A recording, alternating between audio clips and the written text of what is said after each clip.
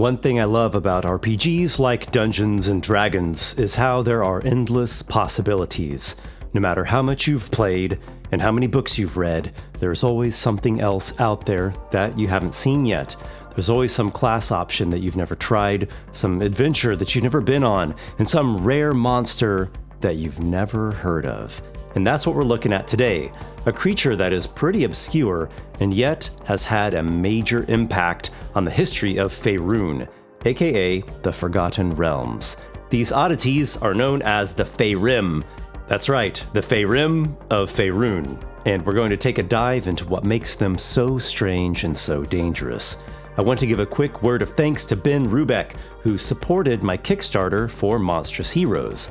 He participated in the raffle drawing and won a prize to choose a video topic. He chose this Faerun creature, a review and a stat block converted to 5th edition, so here we are now.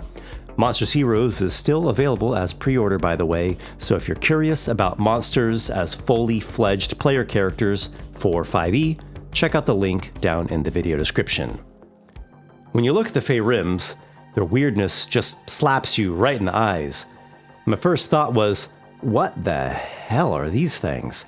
It looks like a sea anemone crossed with a slug, or maybe some kind of parasite that lives in the colon of a Tarask.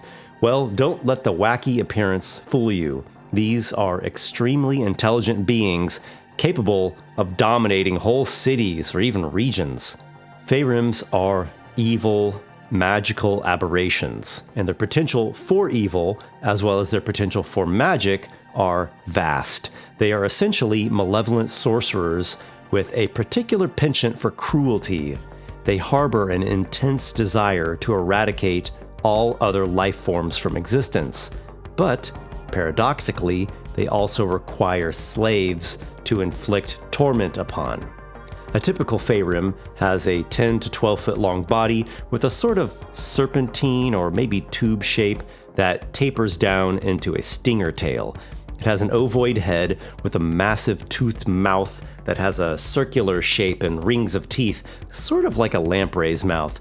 It also has 4 arms with clawed, humanoid-like hands. Over centuries, these formidable magic users accumulate power and knowledge, developing into maximum level sorcerers in their eldest years. Some even delve into epic level magical studies akin to human archmages. One of the most unique aspects of the phaerimms is how they communicate. When speaking with their own kind, they manipulate the air around their bodies into complex arrangements of winds. It's impossible for non-phaerimms to understand these whispering winds, so the phaerimms employ telepathy for interaction with other creatures. They do comprehend Common and several other languages, but apparently they have no actual speaking voice. Phaerimms can engage in physical combat. They fight with their claws, their bites, and their venomous stings, and sometimes they even wield manufactured weapons. But they consider direct combat to be a display of vulnerability. Resorting to their stingers or other weapons signifies inadequacy in their magical abilities, leading them to employ physical attacks as a last resort, even when their magical prowess is still just in its early stages with low-level spells. This does not mean their physical attacks are not effective, though. 4 claws, a bite, plus a stinger is nothing to scoff at, and just listen to their venom's effect from the 3e book Monsters of Faerun. Fortitude save, DC 15. Initial effect, paralysis for 2d4 rounds, and being levitated a few feet off the ground, hanging helpless. Secondary damage 1 minute later is paralysis for 1d3 hours. And mind you, there were no repeated saves at the end of each of the affected creature's turns back then. Despite this amazing poison, brute combat truly is considered beneath the phaerimms. As spellcasters, they favor spells that manipulate, deceive, and control minds, so they favor enchantment and illusion spells over directly offensive magic, but they will use blasting spells if necessary. A phaerim's goal is usually to charm or enslave beings to fight on their behalf. Occasionally, they'll even instigate conflicts solely to witness the adversaries magically dominated and made to harm their own allies. They will also summon creatures as battle allies or for other purposes, particularly aberrations or other extraplanar creatures, but their pride prevents them from resorting to low-level summoning spells that conjure lesser creatures. In ancient times, phaerimms conspired to eradicate all life in Faerun, leading to the fall of the mighty Netherese Empire and the devastation of the region that came to be known as the Anauroch Desert. Their ambitions were thwarted by the intervention of the Elder Sharns, who imprisoned most of the phaerimms beneath the Anauroch in a magical field. A handful of phaerimms managed to evade the imprisonment. Some of these fugitives reside in Myth Draenor, squandering their power in internal political conflicts, while others have conquered the Beholder city of Ultul and now seek to breach the Sharn's barrier and release their captive brethren. Here are some other interesting bits of lore about the Faerrimm. They do not have eyes, but they have functional vision as well as 120 feet of true sight. Their natural defenses are quite strong, providing them extraordinarily thick hide and resistance to magic. Faerrimm procreate by injecting eggs into host bodies using their stingers. Faerrimms prefer dwelling near others of their kind, but rarely ever live with other Faerrimms directly. This gives them mutual protection and opportunities for intrigues and schemes, and at the same time they can operate in isolation and independently, or with just the aid of their magically controlled slaves who execute their commands. Faerrimm feed on reptiles and mammals, but they temporarily retain them as pets or slaves until it is a particular subject's turn to serve as a meal. Faerrimm even rely on magic within their environment for sustenance. Their digestive systems employ a peculiar blend of magic and digestive fluids to assimilate nutrients from their diet. In the absence of magic in the environment, Faerrimms will face starvation. Faerrimms hold a particular disdain for tomb trappers, who are immune to Faerrimm mind control magic. I've converted the Faerrimm to 5e, making both a baseline CR5 Faerrimm and a CR13 Elder Faerrimm, which represents one that has grown in power over many, many years. There were two things that I didn't care for with the 3e Faerrimm. The first is that its poison is so extremely crippling. I can appreciate that it's supposed to be noticeably stronger than a typical poison, but it was too much for a CR5. And to balance out their devastating poison, the Faerrimm had very low hit points, a mere 30 HP for a CR5 monster. The second criticism I have is that the 3e Faerrimm has this feature. Faerrimm magic. Faerrimms cast their sorcerer spells as if they were spell-like abilities, requiring neither verbal, somatic, nor material components. Okay, that's cool. Now, where are its spells? These early 3e stat blocks were not so user-friendly.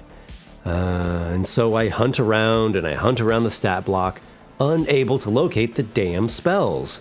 They're just not there. Then I notice this. Advancement by character class as sorcerers.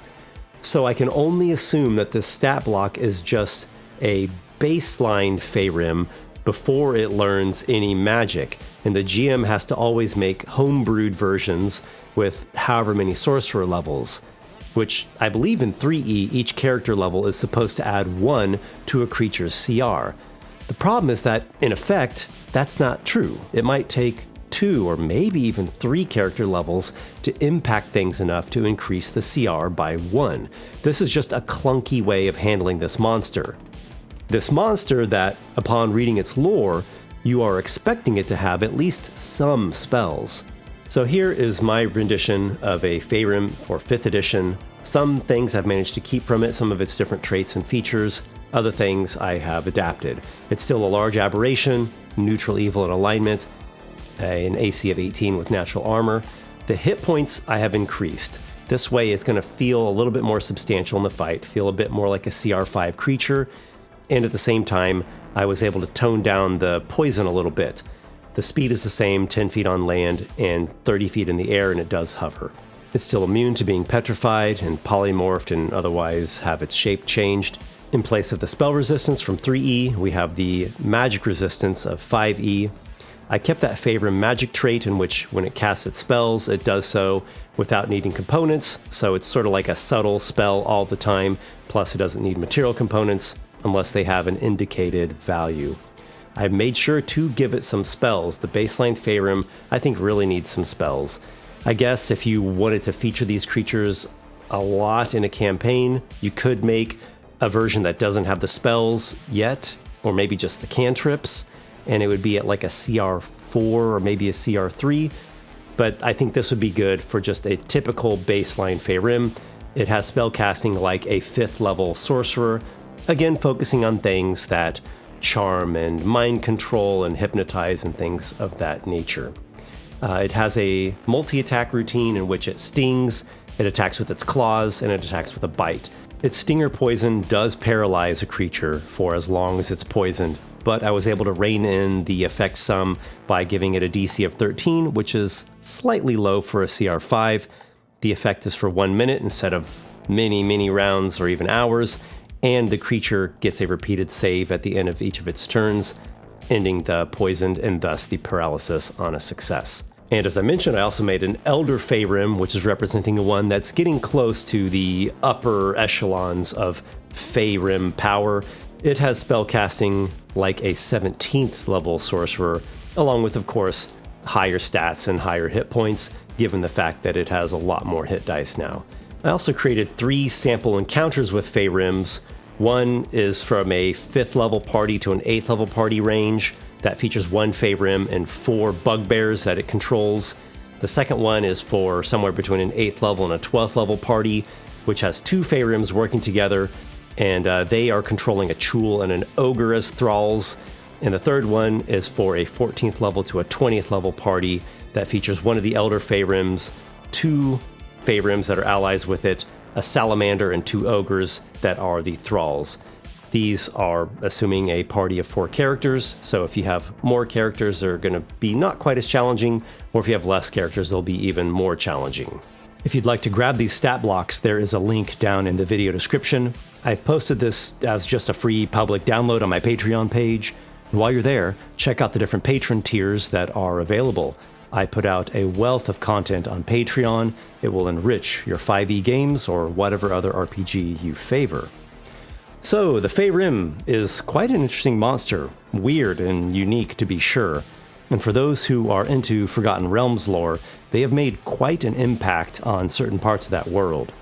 I want to give a bardic bow of gratitude to Ben Rubeck for this video concept, and to all my patrons over on Patreon, in particular, Adam Wood, Vince Villelli, Nick, thy Pirate King, Locke Monroe, Nicholas A., and everyone else listed here. You guys rock. Thanks for watching, everyone. Until we meet again, my brave companions, don't neglect your wisdom saving throws, for you will encounter aberrant overlords who want to control your mind. And as always, may your adventures be many.